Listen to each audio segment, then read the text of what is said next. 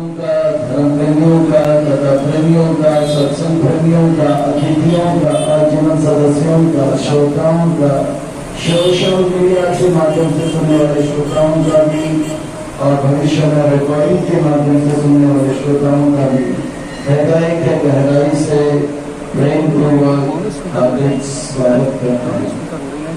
आप सब श्री श्री दादा भक्त सुंदर जी के शुभकामनाएं स्वीकार करें। श्री प्रभुपाद जी की कृपा प्राप्त करें। कहते हैं कि जब संसार के लोग हमें चुनते हैं तो हमें संसद में स्थान मिलता है, और जब भगवान हमें चुनते हैं तो हमें सत्संग में स्थान मिलता है।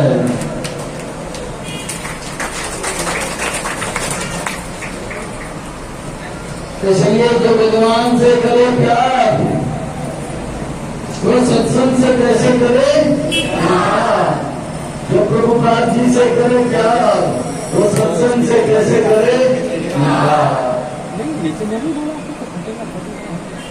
जिंदगी मनुष्य जीवन दो शब्द में अर्पित है। आदि कर्ज है, बाकी आदि कर्ज है। ये मनुष्य जीवन में हमें हवा मिला है, पानी मिला है, देवी देवताओं का कर्ज है। हमें ये शरीर मिला है, माता पिता का, पितरों का कर्ज है। हम ग्रंथ इत्यादि पढ़ रहे हैं, मुनि ऋषियों का कर्ज है। और इन सब कर्ज को अदा करने के लिए हमें अपना फर्ज अर्थात कृष्ण भक्ति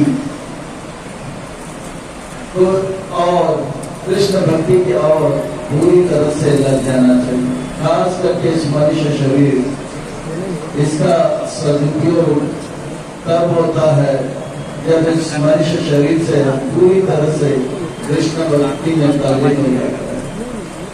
ये मैं नहीं कहता, महान संत दास गोविंद जी कहते हैं कि मनुष्य जो शरीर मिला है भगवान का भजन करने के लिए, तन से जो भजन करते हैं अच्छी बात है, पर मन से भजन करें।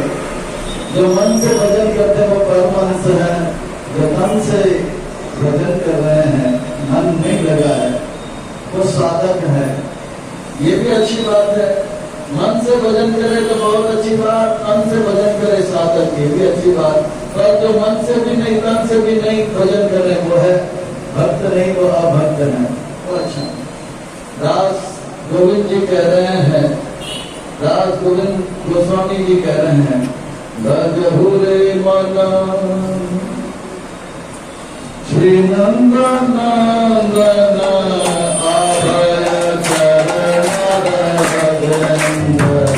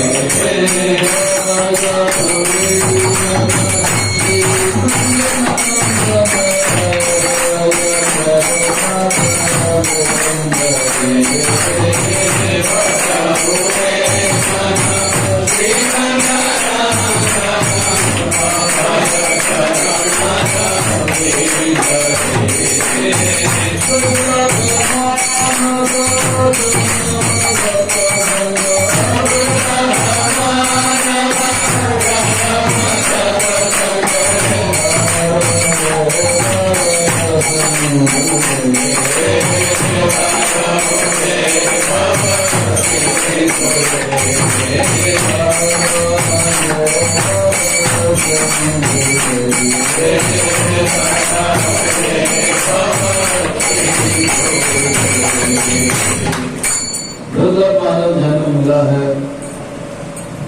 कितना दुख भरा संसार के दुखों से पार होकर मन को पूरी तरह से भगवान में लगाने के लिए मिला है। मन से भक्त होना है हमें, पर ये मन में भक्त होने के लिए हमें बहुत प्रयास करना पड़ रहा है। ये मन तिलक लगाना नहीं चाहता है, भले प्राण से हमने तिलक लगा दिया। ये मन कंठी माला नहीं पहनना चाहता है, भले प्राण से हमने कंठी माला पहन लिया। ये मन भगवान का नाम जब नहीं करना चाहता, यद्यपि हम मुंह से भगवान का नाम लेते हैं। ये ऐसा इसलिए हो रहा है क्योंकि हमारा मन अनर्थों से भर गया है। अनर्थ यानी कि जिसका कोई अर्थ नहीं है हमारे जीवन में, जिसका कोई काम नहीं है, ऐसे अनर्थ जो कि दुश्मन है हमारे आध्यात्मिक जीवन के, हमारी खुशियों के जो दुश्मन है, वो हमारे हृदय में, मन में बैठ चुके हैं। इन अनर्थों को दूर करने के लिए भगवान आ रहे हैं। मोरा मन वृंदावन, हमें अपने मन को वृंदावन बनाना है। तब कृष्ण जो है हमारे हृदय में आएंगे और तब होगा असली जन्म अष्टमी। हर साल हम जन्माष्टमी मनाते हैं। परम पूज्य श्री श्रीमद श्रीपाद गोपाल कृष्ण गोस्वामी महाराज हर बार कहते हैं जन्माष्टमी की तैयारी हर भक्तों को करना है। और दो तरह से जन्माष्टमी की तैयारी होती है, एक बहिरंगा और दूसरा है अंतरंगा। बहिरंगा तैयारी है कि घर को सजाओ, शरीर को सजाओ, अच्छे कपड़े पहनो, घर को सजाओ, अच्छी तरह से श्रृंगार करो और मंदिर को सजाओ। ये बहिरंगा, लोगों को बुलाओ, स्वागत करो, आइए जन्माष्टमी के शुभकामनाएं आपको भी। तो ये बहिरंगा है। और अंतरंगा यानी कि मन को सजाओ, भगवान के नाम, रूप, गुण, लीलाओं से ये मन को सजाओ और मन के अंदर जो अनर्थ है उसे दूर करो, साफ करो, बगीचा, मंदिर मार्जन करो और कृष्ण को बुलाओ। जिस दिन कृष्ण मन में आ जाएंगे उस दिन होगा असली जन्माष्टमी। और तब तक हर बार जन्माष्टमी मनाएंगे, ये अभ्यास है। और असली जन्माष्टमी जिस दिन होगा तो रोज हर पल हर क्षण जो है खुशियां ही खुशियां। तो ये मन में अनर्थ है, ये मन जो है भगवान का भक्ति करना नहीं। साधक के लिए ये बात है, साधक के लिए, अभक्त के लिए नहीं है, परमहंस के लिए नहीं है। परमहंस कौन है? जिनका मन पूरी तरह से भगवान में लग गया, पूरी तरह से। परमहंस चक्रचूड़ामणि, श्री प्रभुपाद जी जैसे महान संत होते हैं, उनका मन पूरी तरह से। हम साधकों के लिए ये ब्रज लीला जो है, और ब्रज में भी कृष्ण लीला जो है, और वो भी जो है 11 साल की जो कृष्ण लीला है भगवान का नैमित्तिक, ये जो कृष्ण लीला है, कृष्ण का जन्म, भाद्र मास कृष्ण पक्ष रोहिणी नक्षत्र रात के 12 बजे अष्टमी तिथि को हुआ। अगले दिन था नंद उत्सव। फिर नवमी 10वीं को नंद महाराज गए मथुरा। नवमी को नंद उत्सव हुआ, 10वीं को मथुरा गए, एकादशी को शिव जी आए। द्वादशी के दिन अष्टमी, नवमी, 10वीं, एकादशी। द्वादशी के दिन वसुदेव ने मथुरा में कहा कि जाओ भाई जाओ, और उसी दिन फ्लाइट पकड़कर पूतना आई। और त्रयोदशी के दिन पूतना ने हमला किया कृष्ण के ऊपर और पूतना का उद्धार। कृष्ण 6 दिन के थे तो पूतना का उद्धार हुआ। कृष्ण जब 80 दिन के थे तो सत्रासुर का उद्धार हुआ। और कृष्ण जब 120 दिन के थे तो दिनाव्रत का उद्धार हुआ। और कृष्ण जब 3 साल के थे नंदकुमार मणिग्रह का उद्धार हुआ। और इस प्रकार से सब बड़ों ने सोचा गोकुल में बार बार बच्चे के ऊपर हमला हो रहा है, चलो हम लोग वृंदावन चलते हैं। अब वृंदावन गए। पहले आया वत्सासुर, वत्सासुर का वध हुआ। वत्सासुर के बाद कल हमने देखा कि किस प्रकार से जो है वत्सासुर का वध के बाद वहां पर कृष्ण बकासुर का वध किए। बकासुर जो है बकी पूतना के बड़े भाई थे। भगवान ने उस बका का चोंच को ऐसे फाड़ दिया जैसे छोटा बच्चा जो कागज फाड़ता है। भगवान ने विटामिन टैबलेट खाते नहीं आए, बादाम खाकर नहीं आए, दंड बैठक करके नहीं आए। नहीं, हल्के से लीला, इसको कहते लीला, बड़े आनंद से, कोई परिश्रम नहीं, खुशी खुशी से। कर्म में संघर्ष है, प्रयास है, तो लीला जो है हंसते गाते बच्चे खेलते हैं आनंद में, इसको लीला कहते हैं। ऐसे फाड़ दिए बकासुर का, बकासुर को मार दिए तो आ गया अगासुर, बकासुर का बड़ा भाई। तो बोला मेरे भाई बहन को मारा, ये भकावती को मार दिया। तो अगासुर आए तो अगासुर के मुंह के अंदर भगवान गए और अगासुर का भी वध किया। तो इस प्रकार से वत्सासुर, बकासुर, अगासुर का वध हो गया। ब्रह्मा जी का सबको चकरा दिया भगवान ने, ब्रह्म विमोहन जी का। यहां तक हमने देखा। ब्रह्मा जी का दोष ये था कि वो माधुर्य लीला तो कम समझते हैं, और ऐश्वर्य भगवान का ये अनर्थ या ये दोष के कारण ब्रह्मा जी जो है भ्रमित हो गए और ब्रह्मा जी को दंड दिया गया था। ब्रह्मा जी को बहुत बुरा लगा। ब्रह्मा जी ने कहा धिक्कार है, मेरे ये ऊंचे जन्म का धिक्कार है। जिस ऊंचे जन्म के घमंड के कारण आज मैंने अपने स्वामी कृष्ण को पहचाना। धिक्कार है, धिक्कार है, धिक्कार है।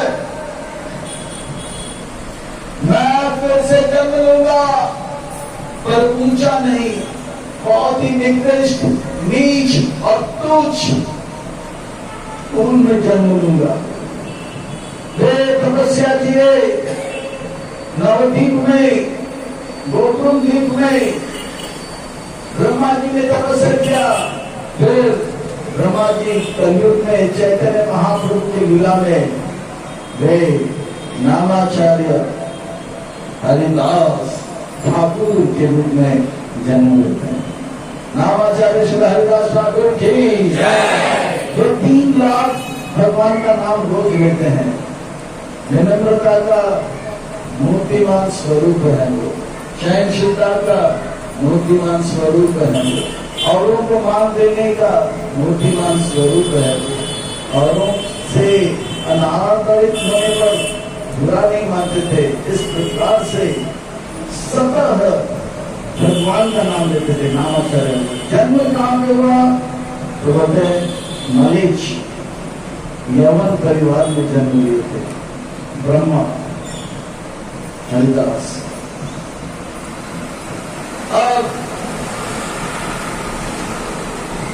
भगवान जो है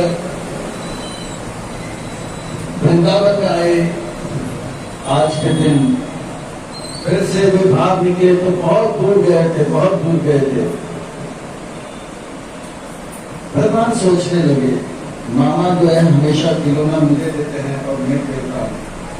बलराम जी जो है कभी खिलौना से खेला नहीं है, तो बलराम जी को भी खिलौना से खिलाना चाहिए।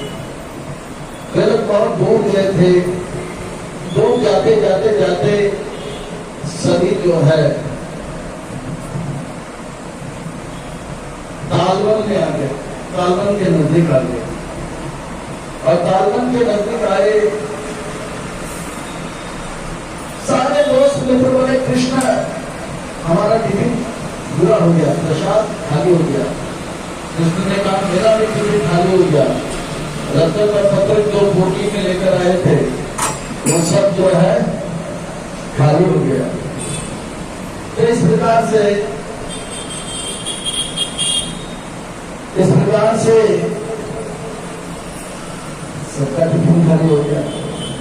तो वो बोले बाजू में तालवन है और तालवन में बहुत सुंदर सुंदर ताल का बल है, उसका सुगंध हवा के साथ आ रहा है, आइए हम लोग ताल का फल खाते हैं।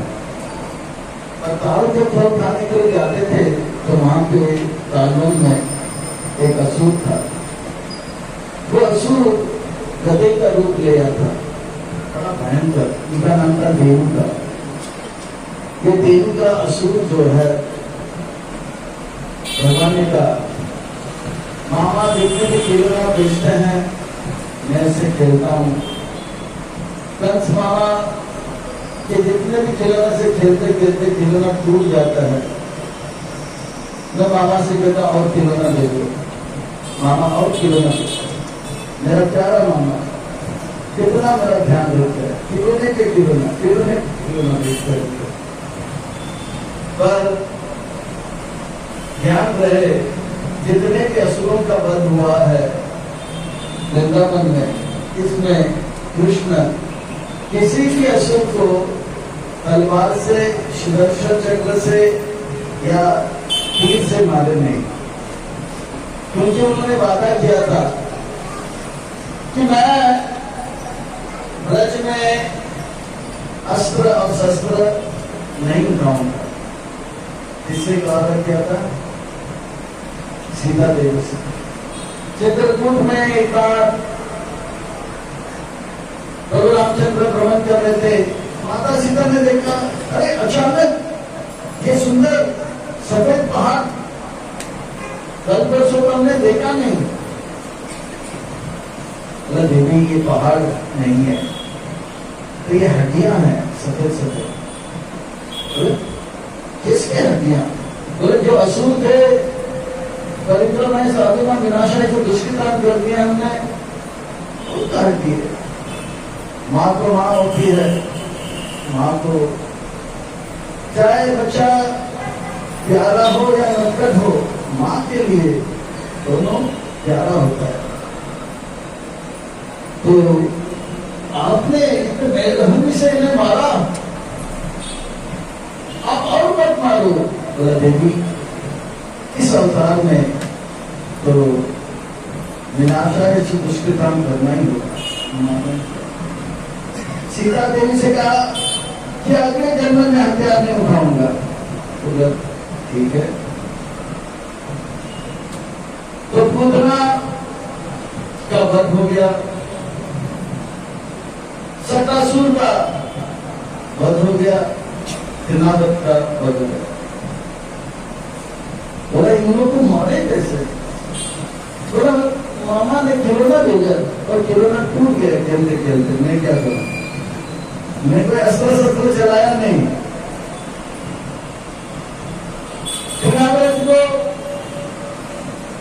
हाथ से मारा, सटासुर को पांव से मारा, दूसरा को मुंह से मारा।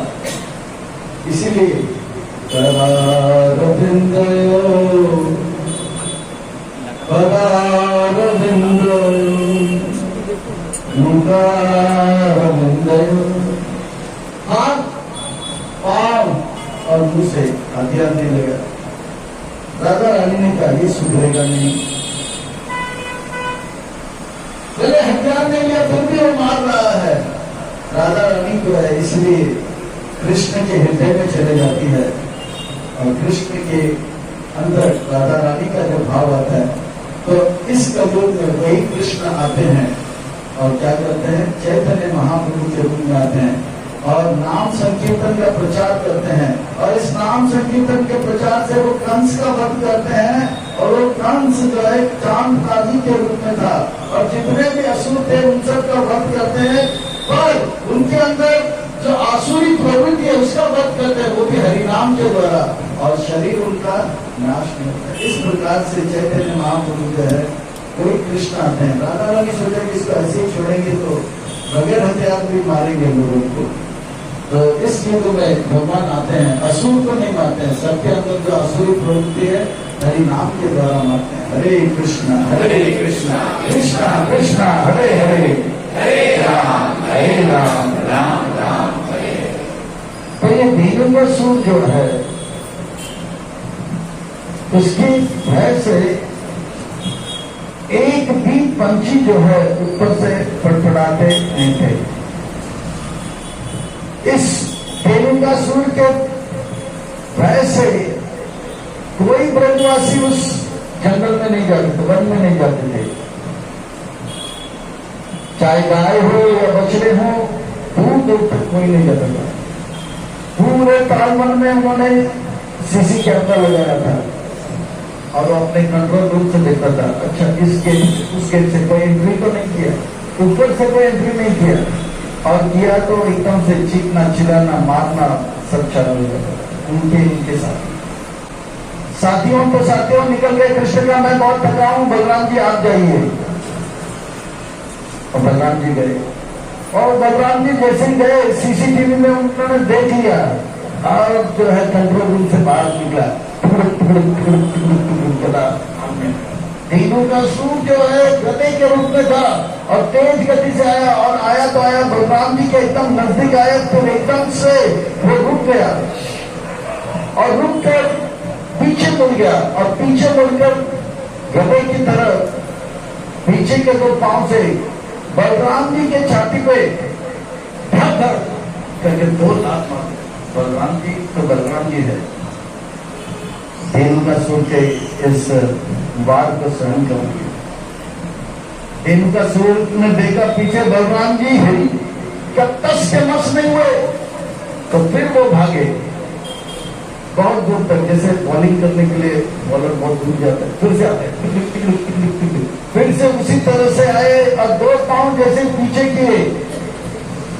बलराम जी ने अपने हाथों से दोनों पांव को पीछे के पांव पकड़े, ये घुमाने लगे, ये घुमाने लगे, ये घुमाने लगे,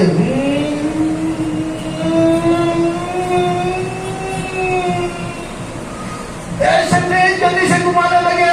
वो गधे के शरीर से आत्मा निकल गया और शरीर रह गया। इतना तेज गति से घुमाया कि उनके नाक द्वार से सॉलिड लिक्विड और गैस निकल गया, और उसके साथ खून और प्राण और आत्मा ऊपर चला गया, वो मुक्त हो गया। भीलुकासुर का उद्धार हो गया।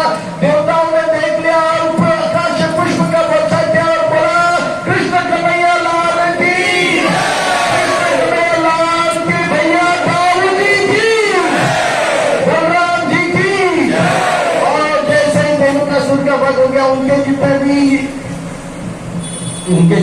सरपाटी पे वो लोग मारने लगे, तो एक एक को पकड़ के बलराम जी फेंकने लगे और बलराम जी के साथ कृष्ण भी आगे एकदम से फटाफट फटाफट पूरा मैदान खाली कर दिए।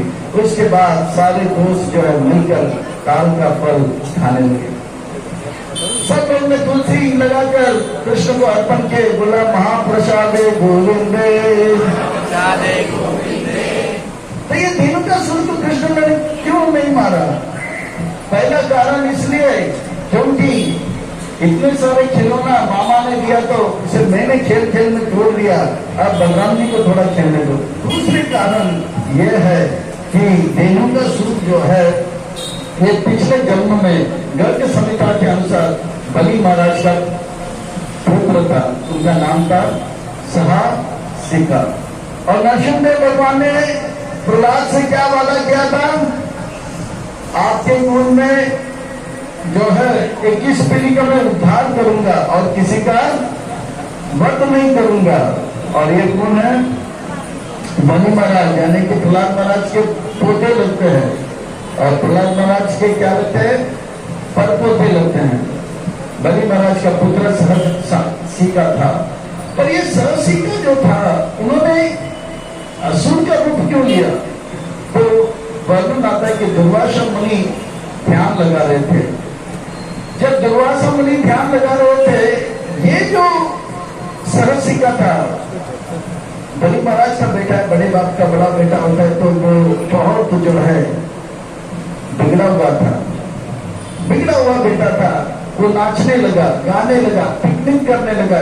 फिर पिकनिक में टेप रिकॉर्डर लगाया और टेप रिकॉर्डर में लोग उनसे फिल्मों का गाना लगा था, डिस्को डिस्को। अब दुर्वासा मुनि जो है बड़े मेहनत से उन्होंने गंधमादन पर्वत में ध्यान लगाने के लिए एक गुफा ढूंढा था, पर उस गुफे के सामने ही यहाँ पे गुफे चालू हो गया था पार्टी चालू हो गया था। दुर्वासा मुनि से रहा नहीं गया, बोला कि आप क्या कर रहे हो? जैसे गधा जो है गधियों के बीच में नाचता रहता है, वैसे आप नाच रहे हो? ये दुर्लभ मनुष्य जन्म मिला है भगवान का भजन करने के लिए। अरे भजन को छोड़कर आप इस प्रकार से कार्य में लगे हो। तो दुर्वासा मुनि को आया, बोले आप गधे कैसे हो? गधा बन जाओ। जैसे बोला गधा बन जाओ तो वो डर गया और इसका होश ठिकाने में आया, रोने लगा, गिड़गिड़ाने लगा। बोला ठीक है ठीक है ठीक है। तो जैसे दुर्वासा ये शिव जी के जो है अंश माने जाते हैं, वो जल्दी आते हैं, शांत भी जल्दी होते हैं।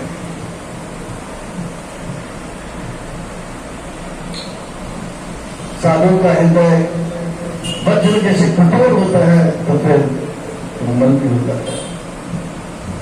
तो बोला ठीक है, आज से 4 लाख वर्षों के बाद मथुरा में वैवस्वत मनु के शासन में ब्रह्मा जी के 50 साल पूरे होने के बाद जो पहला दिन आएगा, उस पहले दिन में जो 7वां मनु वैवस्वत मनु आएंगे, उनका जो शासन में जो 28वां जो द्वापर है, उसमें जब स्वयं कृष्ण आएंगे तब आपका उद्धार होगा। तब तक आप जो है तालमल में जाके जो है रहिए। ये जो तब दुर्वासा मुनि ये भी कहते हैं, ध्यान में रखिए आपका उद्धार कृष्ण नहीं करेंगे। तो बोले करके कौन करेंगे? तो बोला आपका उद्धार उनके बड़े भाई बलराम जी करेंगे। तो कृष्ण ने उनको क्यों नहीं मारा? तो कहते कि कृष्ण ने वादा किया था आपको और आपके परिवार के सदस्यों को हम नहीं मारेंगे। अच्छा, तो बुद्धा को क्यों मारा? बलि महाराज के को क्या लगती है? बेटी लगती है या छोटी बहन में लगती है?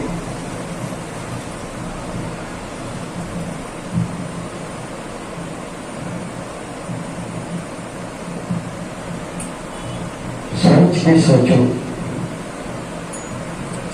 तो ठीक है, तो इसका उत्तर आप लोग सोच के बताइए, थोड़ा मंथन कीजिए, ठीक है, सोच के सोचो। तो अब जो है इसीलिए बलराम जी ने मारा और कहते हैं कि ये जो दोनों का सुर है, ये साधक के अंदर एक साधक वो होते हैं जो तन से भक्त बन गए पर मन से भक्त नहीं बने। कोई साधक होते हैं, दीक्षा ले लेते हैं, पर एक अनर्थ होता है उनके अंदर। अगर मैं मेहनत नहीं करूंगा, पसीना नहीं निकालूंगा, मेरा घर कैसे चलेगा? दीक्षा हो गया है, भक्त बन गया है, फिर वो साधक के मन में एक डर रहता है, वो मंदिर आते नहीं है, सुबह उठते हैं नौकरी पे निकल गए, फिर वापस रात आते हैं, सोते हैं, फिर वापस स्नान करते हैं। वो भक्त तो बन गया पर भगवान का भक्ति ठीक से कर नहीं रहा है, ये एक अनर्थ है। मैं अगर मेहनत नहीं करूंगा तो मेरा घर कैसे चलेगा? ये कैसे घर जो है चलेगा? इतना मेहनत करते कि सोना वाला जप करने के लिए भी उनको कभी कभी समय नहीं मिलता। एक डर होता है। ये गधे की प्रवृत्ति के कहा जाता है। गधे का क्या प्रवृत्ति है? गधे का प्रवृत्ति यह है, गधा सोचता है कि जब तक धोबी मुझे घास नहीं देगा तब तक मेरा पेट भरेगा नहीं। धोबी जब तक मुझे घास नहीं देगा तब तक मेरा पेट भरेगा नहीं। पर वो ये नहीं देख रहा है, वहां पे बकरी खा रहा है, गाय खा रही है, भैंस खा रहा है, सब लोग खा रहे हैं, पर ये गधे के मन में यही बैठा हुआ है, धोबी जब तक नहीं खिलाएगा। मनुष्य के अंदर ये भय बैठा हुआ है। हम देखते हैं कि हाथी खा रहा है, चींटी खा रहा है, सब लोग खा रहे हैं मस्त में, पर मनुष्य को ये भय बैठा हुआ है कि जब तक मैं नौकरी नहीं करूंगा तब तक मेरा पेट नहीं भरेगा। अब बताइए, हाथी कौन सा ब्रीफकेस लेके फ्लाइट में जाता है, या हाथी कौन सा वर्क फ्रॉम होम कंप्यूटर में बैठता है? 300 किलो 3 बार खाता है, वो भी डिसिप्लिन के साथ खाता है, सूर्य उदय के बाद और सूर्यास्त से पहले, और वो भी नॉन वेजिटेरियन खाते नहीं, एकदम वेजिटेरियन खाते हैं। और चींटी वो 2 दाना खाते हैं, उनको भी खिलाते भगवान, हाथी को भी खिलाते। मनुष्य को ये भय क्यों? एक अनर्थ है। भक्त बनने के बाद भी ये अनर्थ है। और ये अनर्थ हम बोले जितना भी नाम जप करे हरे कृष्णा कृष्ण नहीं काटेंगे ये अनर्थ को। या जितना भी भागवत का हम श्रवण करें, क्योंकि भागवत भी कृष्ण है, वो भी इस अनर्थ को काटेगा नहीं। उस अनर्थ को काटने के लिए गुरु के सानिध्य में होना पड़ेगा और गुरु के आज्ञा को पालन करना होगा और गुरु के बताए हुए मार्गदर्शन जो है उस पर चलना होगा। जब गुरु के सेवा में इस प्रकार से लगेंगे तो गुरु की कृपा से ये अनंत चला जाएगा। बलराम जी जो है वो आदि गुरु है। बलराम जी जो है नित्यानंद प्रभु है या आदि गुरु है या आदि दास है, जो भी है, गुरु जो है ये अनंत निकालेगा। ये भगवान ने जो है एक कंडीशन रखे हैं कि इसलिए हर भक्त को चाहिए कि अपने गुरु के निकट बैठे और उनके जो है संदेश को गंभीरता से ले। हम सब के लिए श्रील प्रभुपाद जी जो है, हम सब के लिए श्रील प्रभुपाद जी जो है वे गुरु हैं। इस्कॉन संस्था में जो भी भक्त जुड़ जाता है उनका सबसे पहला गुरु प्रभुपाद जी है। प्रभुपाद जी संस्था के संस्थापक आचार्य हैं। उनके मुख से जब हम जो है प्रवचन सुनेंगे, उनके आज्ञाओं को पालन करेंगे, ये प्रवृत्ति हमारा जाएगा। भगवान देखेंगे, भगवान रुकते हैं, ये भक्त गुरु का आज्ञा पालन करता है। अगर नहीं करता है, उनके अंदर से वो प्रवृत्ति जाएगा नहीं। वो मेहनत करेगा, मगर वो कितना भी जप करे, 3 लाख भी कर ले या भागवत रोज कान से सुना है, पर वो मेहनत करेगा, वो प्रवृत्ति नहीं जाएगा, क्योंकि कृष्ण नहीं काटेंगे। बस कृष्ण यही देखेंगे, गुरु का सेवा कर रहा है, आज्ञा पालन कर रहा है। जिस वक्त करेगा धीरे धीरे से उनके अंदर वो वैराग्य आएगा, ज्ञान आएगा, भक्ति आएगा। वो बोलेगा मैं कुछ नहीं करूंगा, मैं केवल भगवान का भजन करूंगा, मैं नहीं करूंगा यहाँ दुनिया का काम, मैं माया के लिए काम नहीं करूंगा, मैं पूरी तरह से समर्पित हो जाऊंगा। ये भाव आ जाएगा फट करके, जो होगा देखा जाएगा।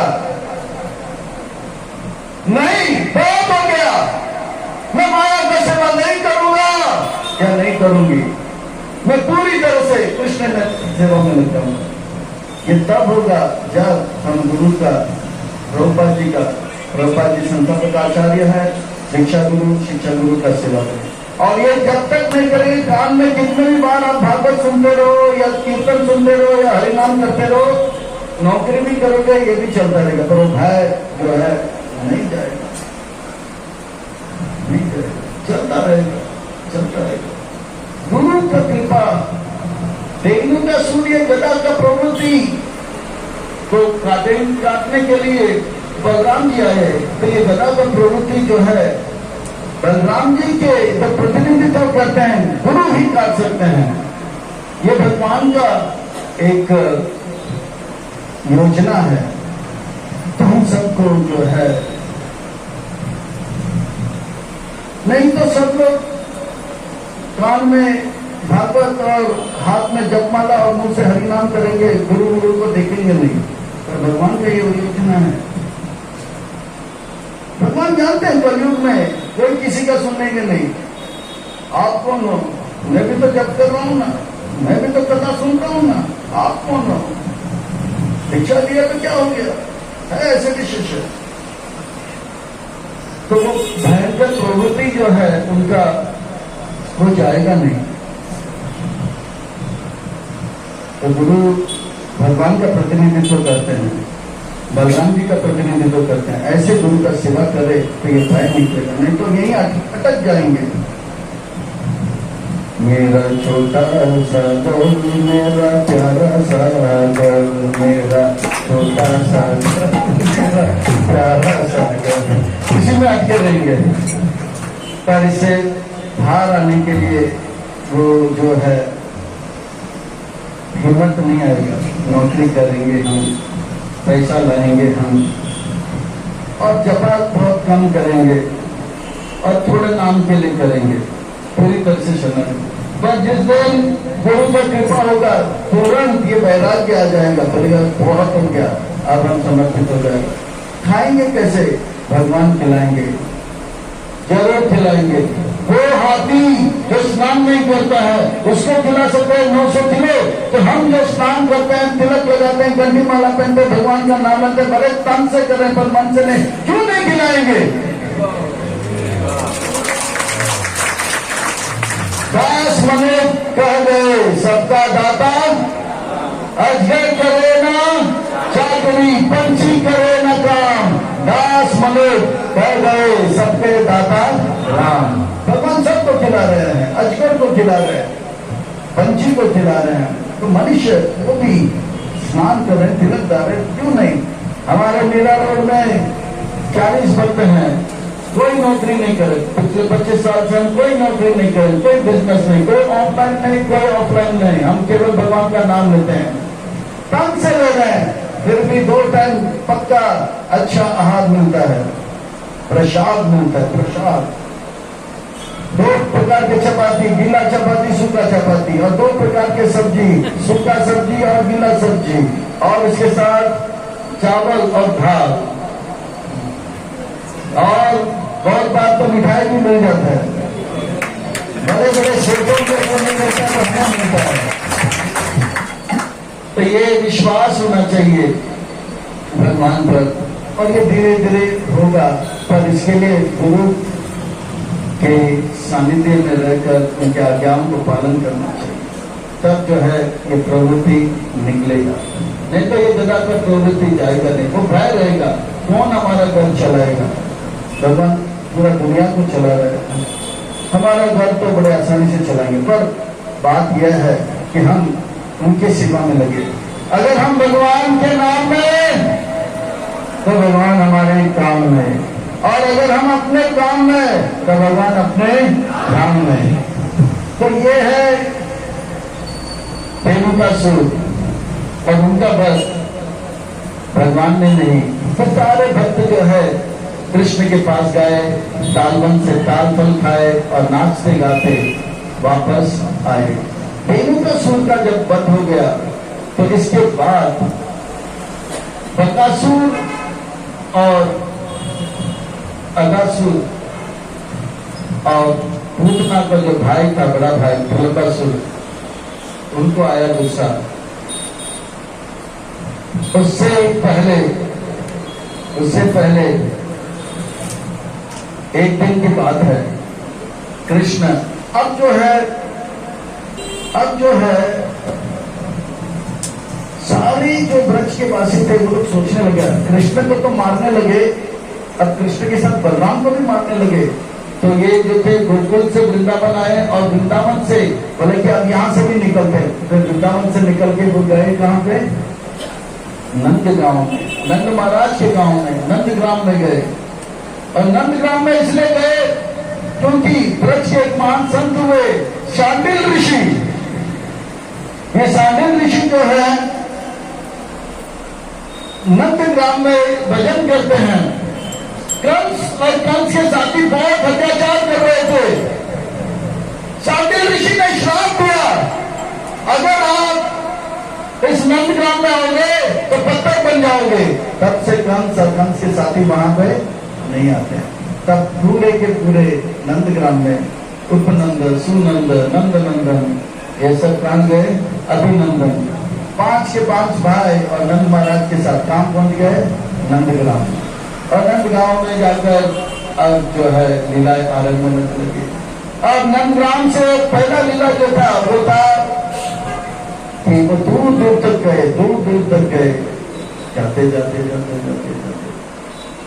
एक दिन की बात है, यमुना के तट पर आए और यमुना के तट पर उस स्थान पर आए जिस स्थान पर कोई जाते नहीं थे। और वहां पर कृष्ण जो है खेल रहे थे और खेलते खेलते गेंद जो है यमुना में गिर गया। हम लोग तो क्रिकेट खेलते हैं, फुटबॉल खेलते हैं, पर कृष्ण क्या खेलते थे? मिट्टी डंडी खेलते करके मारे, वहां पे गिर गया यमुना में। तो कृष्ण को बोले, स्टोक कृष्ण ने, हर बार आप ऐसे करते हो, अभी जाओ यमुना में और लेके आओ, गेंद लेके आओ।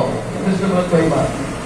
देखिए कृष्ण प्रभु रामचंद्र जी के या चैतन्य महाप्रभु के लीलाओं को देखोगे तो ये फुटबॉल वो कभी खेले नहीं। ये फुटबॉल जो है ठीक है, अपनी जगह पे ठीक है, पर लात मारने का खेल कभी नहीं खेलते थे। जो भी थे हाथ से खेलते थे। लात मारना ये वैदिक शिष्टाचार नहीं है। हाँ, हम तो सुना कभी सुनी छे ना, तो अभी सही सुना, हमारी न मान देना पीठ के सदारी। हम औरों को भी मान लेते हैं, दुश्मन को भी लात नहीं मारते हैं। अच्छा, ये कराटे पराठे सब निकला है, पर इसमें भी इसका अगर स्रोत देखेंगे, ये जो है भारत से निकला हुआ एक जो है कला है। आज भी केरला में तो कुंफू का बाप बैठा हुआ है, पर वो लोग हाथ से ही करते हैं पूरा, जितना भी हाथ से, थोड़ा बहुत कभी कभी पांव चलाते हैं। तो जापान से, चाइना से कुछ लोग आए, केरला में सीखे, फिर वो जाकर वहां पे जिजित्सु और तैचुचुआन, फिर कराटे, कुंफू चालू किए। पर वो लोग प्रवृत्ति क्या था? लात मारने का था। पर एक सज्जन जो है कभी लात नहीं मारते। अब देखिए इसका ऐसा असर होता है कि हम लोग क्या करते हैं, मंदिर में भी आते हैं या घर में भी आते हैं, हम आसन को किसी को देना होता है तो पांव से मारते हैं। तो कहते हैं कि जैसे ही आसन को पांव से मारते हैं, जिस आसन जो है हमें भजन करने के लिए सहारा देता है, उस व्यक्ति का जितना भी पुण्य वो चला जाता है। अच्छा, उसका भक्ति तो नहीं जाएगा क्योंकि भक्ति कभी नाश नहीं होता है, पर पुण्य भी तो चाहिए। भक्ति करने के लिए पुण्य चाहिए, तो पुण्य क्षय हो जाता है तो उनका भक्ति जो है उस रफ्तार से नहीं जाएगा, रुकावट बहुत सारा आएगा। कभी कभी आसन को ऐसे निकाल लेते हैं, है ना, पांव से लेते हैं, और भी बहुत कुछ है जो हम लोग पांव से इधर उधर करते रहते हैं, तो नहीं करना चाहिए। हमारे जो वस्त्र है, खास करके हम लोग धोती या वो कभी कभी हम लोग पहनने के बाद फेंक देते हैं और लात मार देते हैं उस कोने में।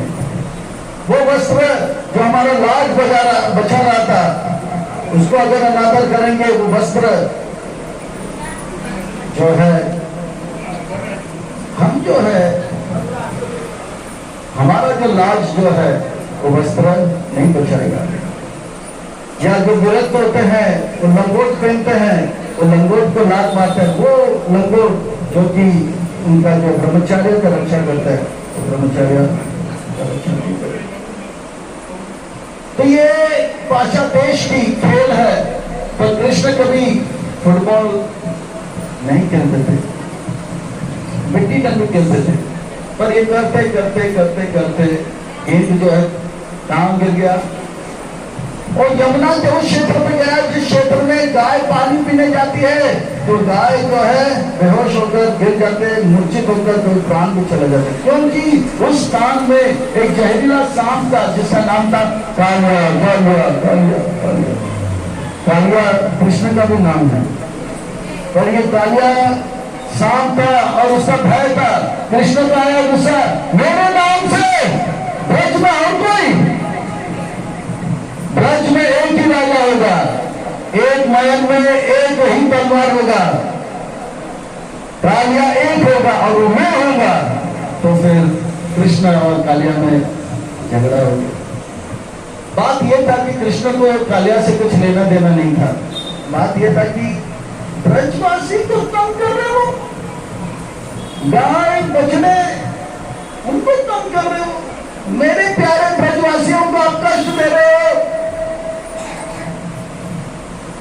नामे भक्त शक्ति, मेरे भक्तों को कष्ट दे रहे हो। इसलिए कृष्ण जो है बोला कि ठीक है, स्टॉप कृष्ण।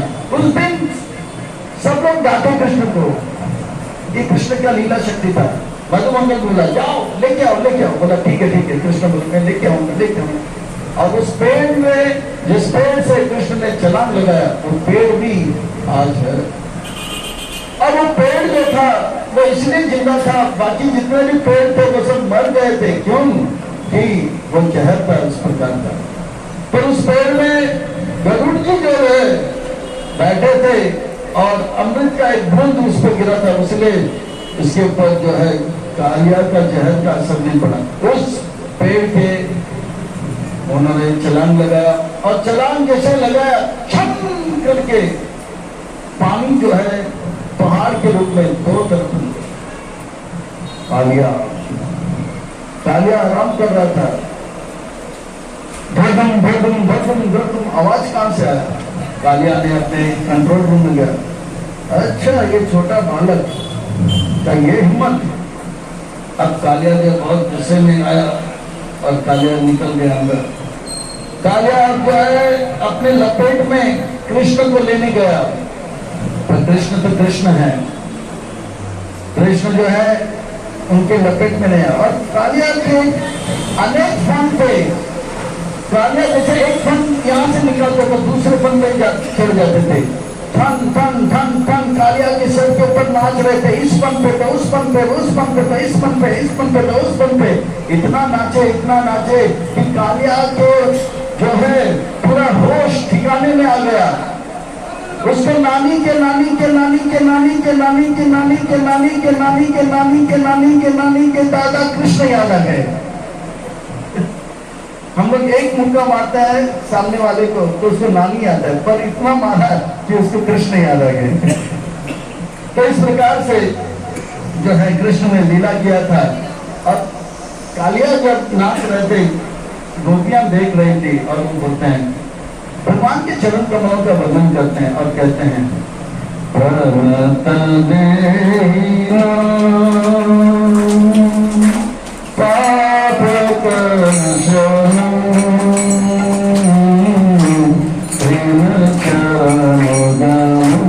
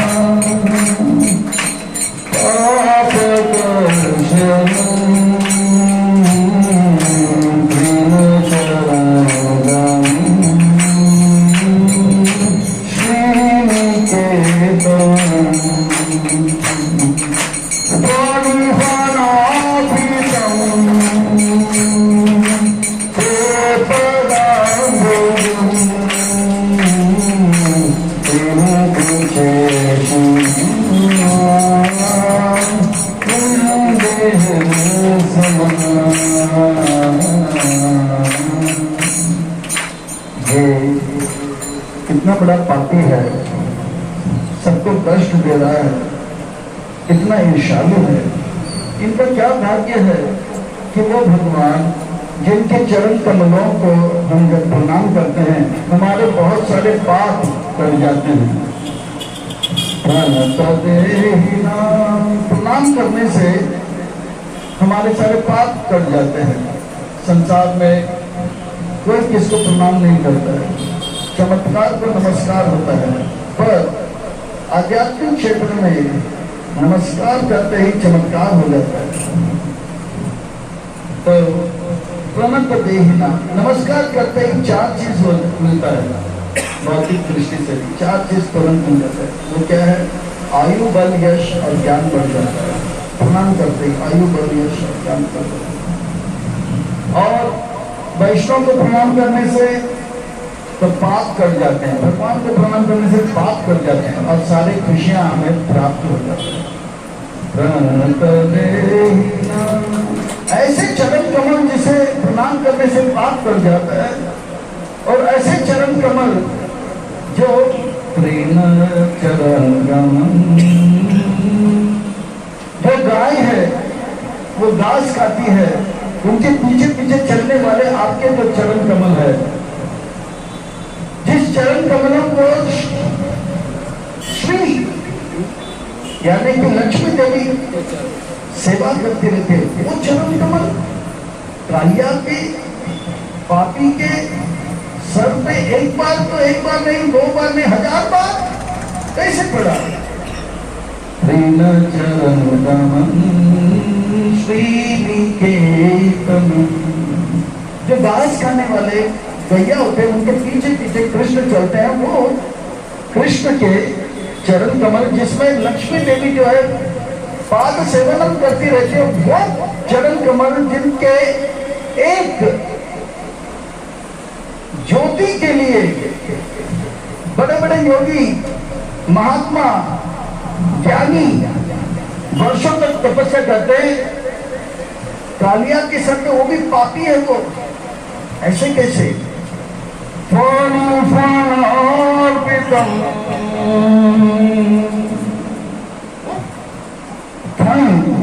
कालिया के फल के ऊपर धड़ाधड़ धड़ाधड़ धड़ाधड़ अर्पण कर दिया। तो कालिया कौन है? तो वर्णन आता है कि कालिया जो है वो एक राजा था। वर्णन आता है इसके कालिया के इतिहास के बारे में कि कालिया जो था, गर्ग संहिता में वर्णन आता है कि वो एक स्वयं मनु के शासन में वो एक संत था, साधक था, वेद ऋषि नाम का साधक था। पर ये वेद ऋषि नाम का जो साधक था वो बहुत चिल्लाता था, चीखता था, सेवा करते वक्त जो है बर्तन बहुत बहुत पीटता था। दूसरा एक साधक महान संत थे अश्वशील, ये वेदशील था तो अश्वशील एक महान संत थे। उनके जो भजन था उसमें बाधा पड़ रहा था। ठीक है, आप सेवा कर रहे तो अच्छी बात है, पर इतने जोर जोर से पांव क्यों पीट रहे हो चलते वक्त? बर्तन जो है जोर जोर से पीट क्यों रहे हो? ठीक है, मान लिया कि आप बर्तन अच्छी तरह से साफ कर रहे हो, उसका मतलब यह नहीं कि जोर जोर से आवाज करना है। घंटी को साफ कर रहे तो घंटा क्यों बजा रहे हो? तो उनका भजन जो था भंग हो रहा था। एक दिन हो गया ठीक है, 2 दिन हो गया ठीक है, अश्वशील ने कहा ये सुधरेगा नहीं, तो वेदशील को उन्होंने श्राप दे दिया। तो एक सांप की तरह दूसरे के भजन को जो है उससे ईर्ष्या के कारण उसके भजन में आप ला रहे हो बाधा, तो सांप हो जा। अश्वशील ने श्राप दिया, बोला आप सांप बन जा, ईर्ष्यालु हो इतना, भक्त बन के भी ईर्ष्यालु, और इतना ईर्ष्यालु कि दूसरे भक्त को भजन करने नहीं दे रहे हो। तो वो रोने लगा, गिड़गिड़ाने लगा। तो हृदय साधु का वज्र जैसे कठोर होता है तो नवनीत जैसे कोमल भी होता है। उन्होंने श्राप दिया तो बोला ठीक है, साधु का गाली घी का नाली, जितना पियो होंगे बदशाली। तो बोला ठीक है, आप तुरंत सांप नहीं बनोगे, पहला एक राजा बनोगे, फिर उसके बाद सांप बनोगे। और सांप भी बनोगे तो ब्रह्मा जी के 50 साल के बाद जो पहला दिन आएगा, जिस पहले दिन में आज हम लोग हैं, उस पहले दिन के 7 मनु जाएंगे, 7वां मनु जो भगवत मनु आएंगे, उनका जो 28 8 और 20 28वां जो द्वापर आएगा, स्वयं कृष्ण आएंगे, आपके सर पे नाचेंगे। तब बोला कि ठीक है, अभी ठीक है। तो जब वो राजा बने, अच्छा तो फिर भी कालिया के सर पे नाचे कैसे? इतना ईर्ष्यालु है तो नाचे कैसे? तो बोलते हैं कि कालिया जो था जब राजा बन गया तो एक बहुत अच्छा राजा बन गया, बहुत अच्छा राजा, ऊंचे कोटि का चेतना। उनका मन इतना पवित्र था कि वो जंगल में जब चलते थे, कोई पंछी, कोई खरगोश, कोई जानवर टस के मस नहीं हुए। हमारे हृदय से एक तरंग निकलता है। मान लो एक व्यक्ति बहुत लंपट है, एक व्यक्ति बहुत लंपट है, तो उसके हृदय से एक तरंग निकलता है, खास करके स्त्रियां उससे पकड़ लेता है। स्त्रियों को भगवान ने एक राडार दिया है, मीटर दिया है। कोई लंपट व्यक्ति आता है तो उनके रक्षा के लिए, अच्छा ये लंपट है, तुरंत वो सावधान हो जाता है, तो स्त्रियों को दिया। इसी प्रकार से जानवरों की रक्षा के लिए भी जब कोई साधारण व्यक्ति जाता है तो तुरंत सारे पंछी जो इधर उधर उड़ जाते हैं, क्योंकि वो एक तरंग आता है, उनसे पता लगता है ये आदमी जो है बहुत खतरनाक है, कुछ भी कर सकता है, अपने स्वार्थ के लिए भाग जाते हैं। पर एक संत जब उधर से गुजरता है तो ये उनके हृदय से एक पवित्र तरंग निकलता है, सब एकदम शांत रहते हैं। चींटी भी घूमता रहता है, हाथी भी घूमता रहता है, खरगोश सब घूमता रहता है। तो उस कोटि के वो संत बन गए थे इस जन्म में, राजा होते हुए भी। पर वो राजा वो जंगल में इसलिए जा रहा था कि वहां पे एक गुफा में एक संत जो है, महात्मा जो है तपस्या कर रहा था, और उन पर महात्मा का सेवा करना था, और उनके पाद प्रक्षालन करके उनके चरण अमृत लेना चाहता था। उनका क्या लेना चाहता था? चरण अमृत लेना था। संत महात्मा का सेवा किया, उनके गुफा को जो है बहुत अच्छी तरह से साफ किया। महात्मा गुफा से बाहर नहीं आ रहे थे, बोला कि आपका पाद प्रक्षालन करना है, आपका चरणामृत मुझे जो है पिलाओ। महात्मा ने उस गुफा के छेद से पांव को बाहर निकाला। राजा भयभीत हो गया। राजा पाद प्रक्षालन करने वाले थे, रुक गए, ले मेरा पांव। दोनों पांव को आगे किया तो देखा उसमें कीड़े पड़े हुए थे, कोड़ बना हुआ था। कोड़ बना हुआ पांव में पानी डालना, और पानी जैसे ही डाले तो पानी के साथ कीड़े भी निकले। और यहां तक तो ठीक है, पहले तो पाद प्रक्षालन नहीं कर रहे थे, फिर ताली रखते हैं। पाद प्रक्षालन क्या बोला?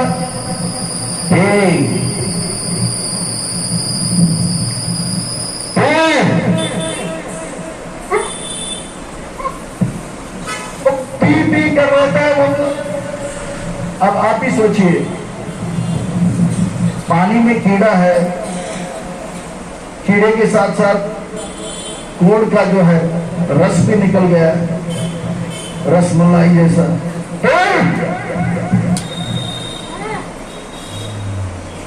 पाद प्रक्षालन करना चाहते थे, इनका परीक्षा था। बोले ठीक है मैं पीऊंगा, ऊपर तक लाता था, पर जैसे खाली मुंह पर टच करता था उल्टी करता था। उल्टी। वो बाद में पाद प्रक्षालन चरणामृत का अनादर नहीं करना था, तो वो शिव जी को याद किए। बोले कैसे मैं सर में धारण कर लेता हूँ, तो उन्होंने सर में धारण कर लिया। फिर संत ने कहा आपने मेरे चरणामृत का अनादर किया है, इसे पीना चाहिए था, इसलिए आपका सर जो है पवित्र हो जाएगा, पर आपका मुंह जो है जहरीला होगा, और अगले जन्म में वो कटरू का पुत्र बना। कालिया कालिया कालिया कालिया कालिया और गरुड़ के बीच में बहुत बड़ा झगड़ा था, और गरुड़ को गरुड़ ने कालिया को मार मार मार मार के भगाया था, और कालिया को वृंदावन आया था, क्योंकि वृंदावन में उन्होंने सुना था एक ऋषि हुए थे, सौम्री ऋषि, उन्होंने इस गरुड़ को श्राप दिया था, अगर वो यहाँ से मछली खाएगा तो 1 2 4 हो जाएगा। पर गरुड़ भगवान का वाहन है, सौम्री ऋषि का क्या हिम्मत कि गरुड़ जी को वार दे। पर गरुड़ जी एक ब्राह्मण का, एक संत का वाणी को सच रखने के लिए, आदर रखने के लिए उस इलाके पे गए नहीं, वहां पर गए नहीं। तो वो एड्रेस उन्होंने निकाल दिया, और उन्होंने मोबाइल में मैप लगा दिया और स्पॉट लगा दिया, जीपीओ क्या बोलते हैं जीपीएस लगा दिया, और एकदम फुल स्पीड में वहां पे आ गया। और उस समय से वो सबको, गरुड़ से तो बच गया पर कृष्ण से तो बचा नहीं, तो वहां पे नाच रहा। पर कृष्ण को याद है कि उन्होंने चरणामृत किधर डाला था, सर के ऊपर डाला था, तो उनके सर को जो है नाचा था, क्योंकि वो सर साधारण सर नहीं है, वो सर पे जो है एक महान संत का चरणामृत गिरा था, उसको खूब नाचे खूब नाचे। और भगवान परम पवित्र है, परम ब्रह्म परम धाम पवित्रम परमम भगवान। अर्जुन ने कहा वो इतने पवित्र है कि कालिया के फन से सारा जहर निकल गया, और कालिया जो है पवित्र हो गए। और कालिया इतना ना रोया, इतना रोया, इसका एक फन ऊपर आता तो वो जो फन ऊपर आता था उस पर कृष्ण जो है नाचते थे, फन करके मारते थे, वो नीचे चला जाता था कालिया। फिर कृष्ण जो फन ऊपर है उस पर खुद ही मारते, फन करके कालिया रोता था। पर कालिया के जितने भी माताजी लोग थे, पत्नी थे, वो लोग रो रो के बोला कालिया कितना कितना कितना भाग्यशाली है, पता नहीं उन्होंने क्या पुण्य किया, जिस चरण कमलों का दर्शन करने के लिए बड़े बड़े महात्मा ज्ञानी जो वर्षों तक तपस्या करते, कालिया पे थन थनातन आपने मार दिया। तो वो इसलिए मारे क्योंकि चरणामृत उन्होंने लगा दिया था। कालिया के मुंह से सारे जहर निकले। कृष्ण ने कहा कालिया अपने परिवार के साथ निकल जा, और वर्णन आता है कि कालिया जो है चले तो चले, उस स्थान को छोड़कर कहां गए। प्रभुपाद जी फिजी में एक मंदिर खोले, और फिजी में वो मंदिर में विग्रह का जो नाम दिया तो उसका नाम श्री श्री राधा कालिया दमन। कालिया का उद्धार किया से वध नहीं किया, उनका दमन किया, उनके जो है पाप को नाश किया। कालिया आज भी वहीं पे है, पर अब कालिया के मुंह में कोई जहर नहीं है। तो PGLN में गए कालिया, पर कालिया जो है साधकों के अंदर एक ईर्ष्या होता है, बोला उसका कमीज मेरे कमीज से सफेद कैसे। तो इस प्रकार से इनको कैसे इतना जो है रसमलाई मिला, अच्छा इनको कैसे इतना जो है गाड़ी मिला, अच्छा मुझे भी मिलना चाहिए। तो इस प्रकार से वो ईर्ष्या करने लग जाता है। भजन में वो आगे कैसे निकला, चलो रोज मुर्गलाते उठता है, इसका अलार्म भी बंद कर देना।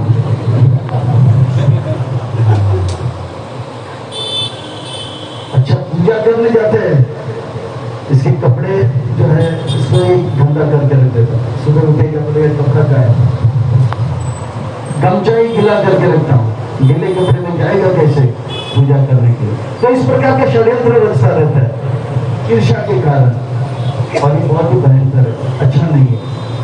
साधकों में कभी कभी हो जाता है। मन से भक्त नहीं बने, मन से भक्त परमहंस से है। साधक जो है तन से भक्त है, पर निरुत्साहित होने की कोई बात नहीं, भक्ति में निरुत्साहित नहीं होना है, कोई बात नहीं। हम तन से भक्त बने बहुत अच्छी बात है। आप भक्त तो तन से भी भक्त नहीं है, मन से भी भक्त नहीं है, और धन से भी भक्त नहीं है। तो हम लोग भक्त बने तन से, ये भी बहुत अच्छी बात है, पर थोड़ा सावधानी रखेंगे, सेवा करेंगे, अपराधों से बचेंगे, हमें आगे बढ़ने से कोई रोक नहीं पाएगा। फिर भी इन बातों को ध्यान में रखना चाहिए।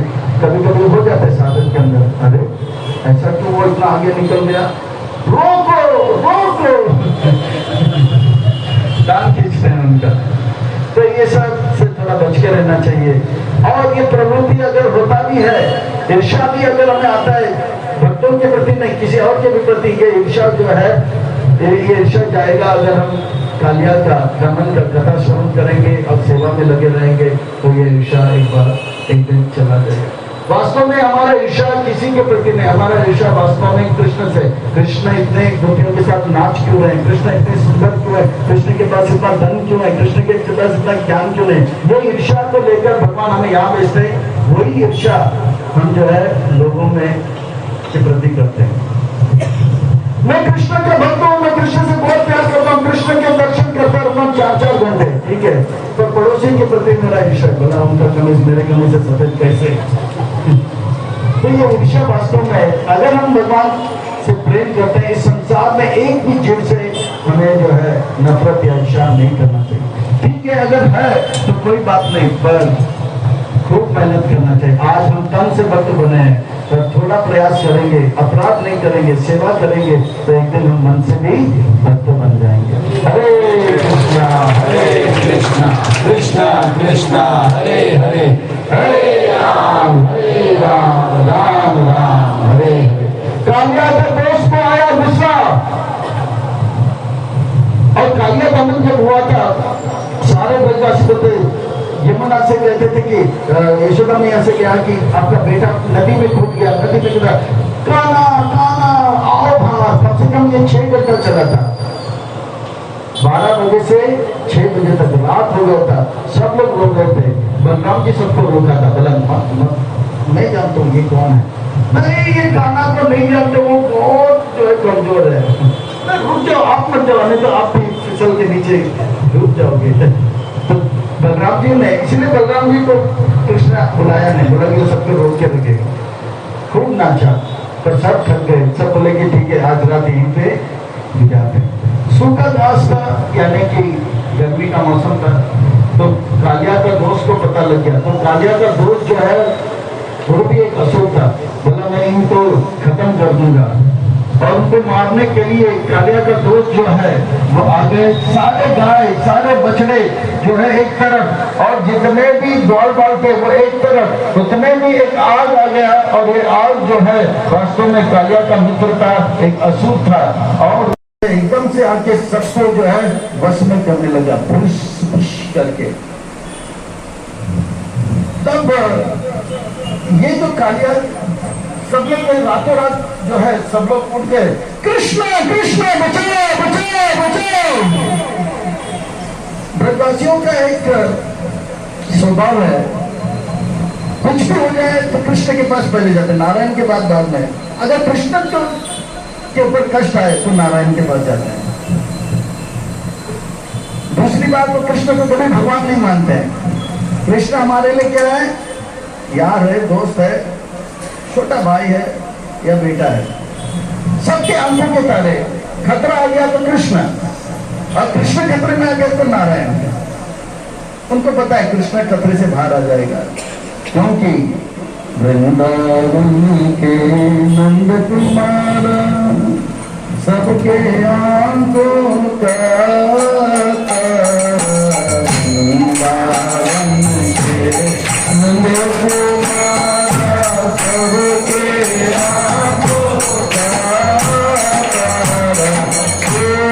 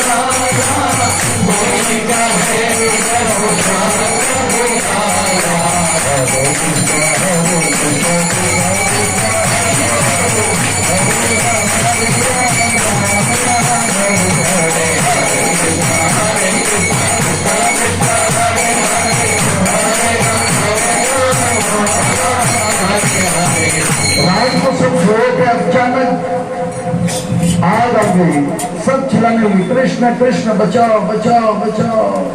अब कृष्ण टेंशन में आ गए। अब कृष्ण क्यों टेंशन में आ गए? कृष्ण को ये टेंशन था, पिछले बार मैंने थोड़ा सा मिट्टी क्या खाया था, इतना बड़ा कंप्लेन हो गया। अगर मैं आग को खा जाऊंगा तो यशोदा मैया को कितना बड़ा कंप्लेन जाएगा। तो कृष्ण देखा सब लोग चल रहे हैं, बोला एक शर्त में, मैं एक शर्त में सबको बचाऊंगा। सब लोग अपने अपने आंख बंद करो। सबने आंख बंद कर दिया। सब कृष्ण ने चेक किया, कोई देख तो नहीं रहे, कोई अपना मोबाइल से लाइव रिकॉर्डिंग तो नहीं कर रहा है।